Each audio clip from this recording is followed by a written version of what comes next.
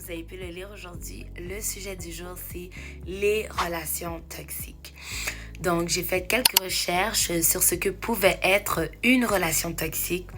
Et bien aimé, c'est lorsque l'un des deux partenaires se comporte de façon nuisible ou destructible, ce qui entraîne entre autres un impact négatif sur la santé mentale ou émotionnelle de l'autre.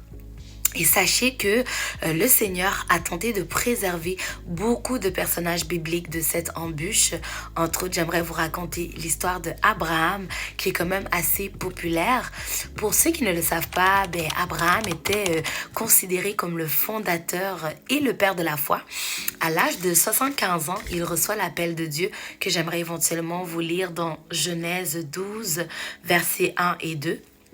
Et Dieu lui dit, et je cite, « Quitte ton pays, ta parenté et la maison de ton père, et va vers le pays que je te montrerai. Je ferai de toi une grande nation, je te bénirai, je rendrai grand ton nom, et tu deviendras une bénédiction. » Donc, pour ceux qui ne le savent pas, Abraham n'avait pas encore de descendance malgré son âge avancé. Et ce que vous devez comprendre, c'est que dans les temps anciens, surtout à l'époque d'Abraham, les descendances étaient considérées comme quelque chose de crucial. Et lui, il était sans postérité. Mais Dieu lui a fait une promesse, non seulement de lui donner une grande nation, mais aussi un héritier accompagné de plusieurs bénédictions. Donc, Abraham était marié à une femme nommée Sarah et Sarah était accompagnée de sa servante égyptienne.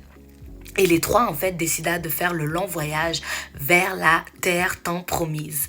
Et je vous dirais que c'est à ce moment précis que commença à se former une relation toxique entre Abraham, Sarah et sa servante Agar. Tout simplement parce que après 10 ans d'attente, en fait, lorsque Sarah constata qu'elle était toujours stérile et elle voyait qu'elle prenait de l'âge, elle a eu l'idée folle de donner sa servante comme épouse à son mari afin que celle-ci puisse enfanter l'enfant tant promise. Donc, en fait, Sarah a voulu accélérer les promesses de Dieu. Et bien aimé, c'est à ce moment-ci que l'élément déclencheur commença à prendre toute son ampleur, que j'aimerais entre autres vous lire dans Genèse 16, 4, ça dit ici. « Il alla vers Agar, elle devint enceinte. Quand elle se vit enceinte, elle regarda sa maîtresse avec mépris. » Donc, bien aimé, à l'instant que Agar a constaté qu'elle était enceinte, elle a commencé à mépriser sa maîtresse.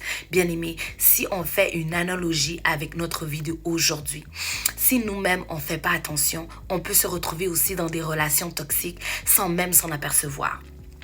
Si je prends un parallèle dans les vies de couple, il y a des vies de couple aujourd'hui qui sont ensemble tout simplement pour des raisons de convenance. Donc, à cause des acquis, à cause des biens matériels, des maisons, des autos, malgré le dysfonctionnement du couple, ils vont tout de même rester ensemble. D'autres se retrouvent dans des relations amoureuses avec des non-chrétiens. Donc, la personne n'est même pas née de nouveau. Ou sinon, vous vous retrouvez en couple avec quelqu'un qui est déjà marié. Et en fait, vous pensez pouvoir accélérer les promesses de Dieu, mais en fait, vous ne faites que les retarder parce que vous empêchez Dieu à réellement vous donner celui qui vous est destiné. Et Dieu nous le dit ici dans Matthieu 19, 4 et 6. Ça dit ici, « N'avez-vous pas lu que le Créateur au commencement a fait l'homme et la femme et qu'il a dit, c'est pourquoi l'homme quittera son père et sa mère et s'attachera à sa femme et les deux ne feront qu'un. Ainsi, ils ne sont plus deux, mais ne font qu'un. » Que l'homme ne sépare pas ce que Dieu a uni. Bien-aimé, à l'instant que vous suivez le Seigneur, vous êtes unis à sa parole. Et lorsque vous êtes unis à sa parole, vous êtes unis à ses promesses. Dieu nous le dit ici, c'est indéniable. Le mariage fait partie des promesses de Dieu. Dieu va vous donner quelqu'un.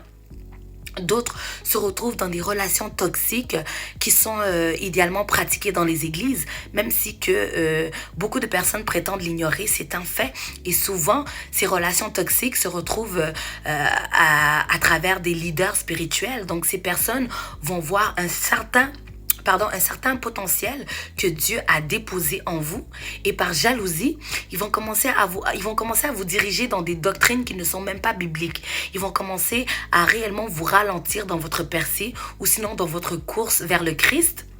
Et vous allez commencer à avoir des remises en question. Vous allez commencer à vous demander si vos rêves ou si vous ne voyez pas trop grand. Alors que Dieu nous dit ici, dans sa parole, et je cite, dans Matthieu 17, 20, « C'est parce que vous manquez de foi, leur dit Jésus. Je vous le dis en vérité. Si vous avez de la foi comme un grain de moutarde, vous diriez à cette montagne, déplace-toi d'ici jusqu'à là, et elle se déplacerait. » Rien ne vous serait impossible. Donc Dieu nous dit, et c'est clair, que rien n'est impossible à celui qui croit. Parce que justement, nous servons un Dieu qui est grand. Nous servons un Dieu qui n'est pas limité. Donc, il ne faut pas céder à ce genre de relations toxiques. D'autres se retrouvent dans des relations toxiques au domaine professionnel. Donc, c'est auprès de leurs employeurs. Vous avez un patron qui vous maltraite. Un patron qui vous parle mal.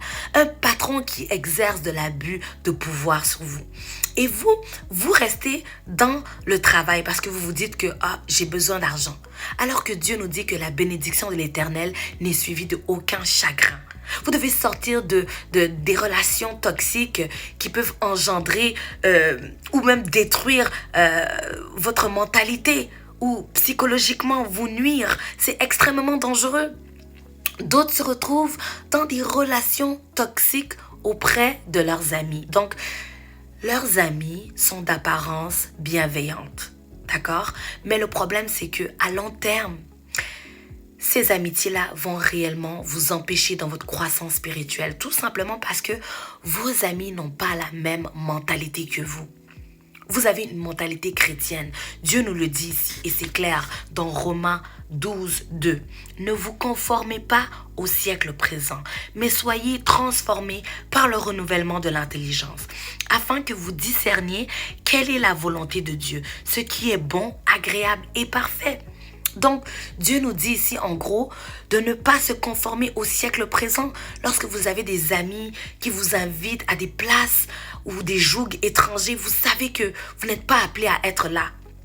Et lorsque vous refusez, ces amis-là vous disqualifient, vous critiquent, ne comprennent pas, tout simplement parce qu'elles n'ont pas la même mentalité que vous. Donc, lorsque vous suivez le Seigneur, Dieu nous dit ici dans sa parole que la volonté de Dieu est agréable et parfaite. Donc, vous devenez comme victime d'une fausse culpabilité lorsque vous décidez de prendre des distances auprès de vos amis. C'est une fausse culpabilité. Parce que Dieu a dit que tout ce qu'il dit, tout ce qu'on fait, c'est agréable et bon aux yeux de Dieu. Parce que Dieu sait pourquoi on doit justement renouveler notre intelligence. Donc, on doit réellement faire attention. Vous vous retrouvez dans des attachements qui sont malsains. Dans des attachements qui sont réellement malsains. Donc, Dieu nous le dit ici.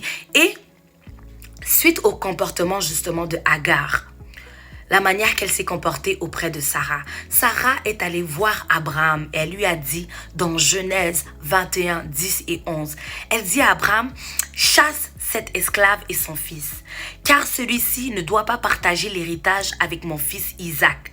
Cette parole affligea beaucoup Abraham à cause de son fils. Donc, Abraham devait chasser Ismaël, le fils qui a été fait de manière précipitée. C'était pas de Dieu. Dieu allait bénir la descendance de Isaac parce que finalement elle est tombée enceinte, mais c'est de là que Dieu allait bénir la descendance de Abraham. Parce que l'autre, ça a été fait de manière charnelle. Donc, bien aimé, des fois vous vous retrouvez dans une relation toxique, ça semble bien, ça semble sécurisant, mais ce n'est pas l'appel de Dieu. Et tant et autant que vous restez dans cette relation toxique, Dieu ne peut pas vous bénir de la manière qu'il veut réellement vous bénir. Alors il vous dit, sortez de cette relation, afin que vous puissiez également rentrer dans la terre promise. Donc voilà, c'était le message d'aujourd'hui. J'espère que ceci vous a édifié. Je vous inviterai à like, à partager et à liker. Et on se voit à la prochaine épisode. Que Dieu vous bénisse.